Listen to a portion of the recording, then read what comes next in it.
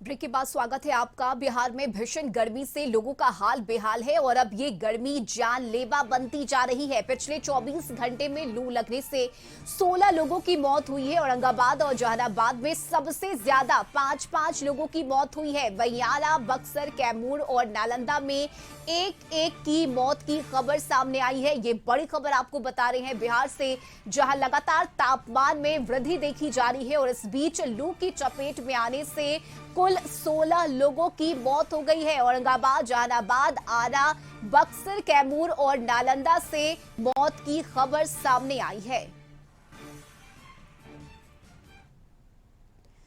बढ़ते आगे, NEET paper leak मामले में आर्थिक अपराध इकाई सॉल्वर गैंग के संपर्क में रहे 9 अभ्यर्थियों और उनके अभिभावकों से अब पूछताछ करेगी और यह पूछताछ 2 दिनों तक चलेगी। आज और कल यह पूछताछ चलेगी, जिसमें ईओयू यह पता लगाएगी कि आखिर परीक्षा माफियाओं के पास इन अभ्यर्थियों के रोल नंबर और रोल कोड कैसे प्राप्त हुए। वहीं पुलिस को परीक्षा माफियाओं के पास से 13 अभ्यर्थियों के रोल नंबर और रोल कोड मिले हैं, जिसमें से 4 पहले ही गिरफ्तार हो चुके हैं। आर्थिक अपराध इकाई की एक टीम दिल्ली भी जाएगी।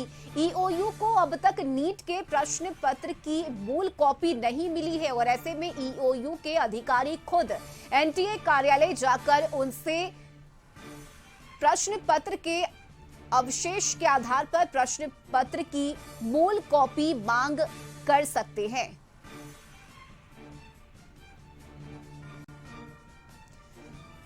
तो नीट पेपर लीक मामले में आर्थिक अपराध इकाई सॉल्वर गैंग के संपर्क में रहे 9 अभ्यर्थियों और उनके अभिभावकों से अब अगले 2 दिनों तक पूछताछ करेगी। और ज्यादा जानकारी लिए ब्यूरो चीफ अमित सिंह हमारे साथ जुड़ गए हैं। अमित, 2 दिन तक पूछताछ की जाएगी और ईओयू अब इस पूरे मामले को कैसे अंजाम तक पहुंचाया गया, इसे जांच करने में जुटी हुई है और पूछताछ में भी अहम खुलासे हो सकते हैं, इस बात की भी संभावना बन रही है। क्या पूरी जानकारी?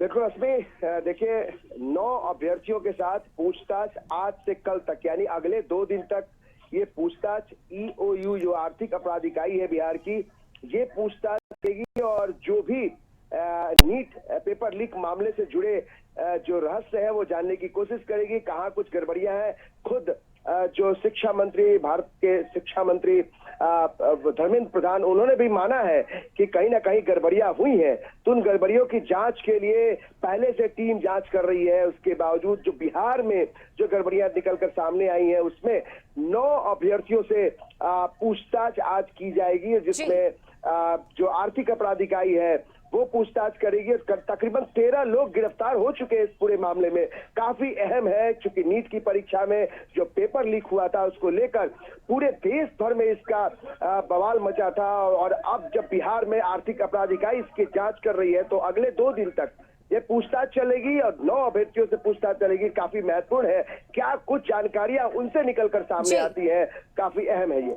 चलिए, बिल्कुल अमित, नजर बनाए रखिए। बहुत शुक्रिया आपका तमाम जानकारी के लिए।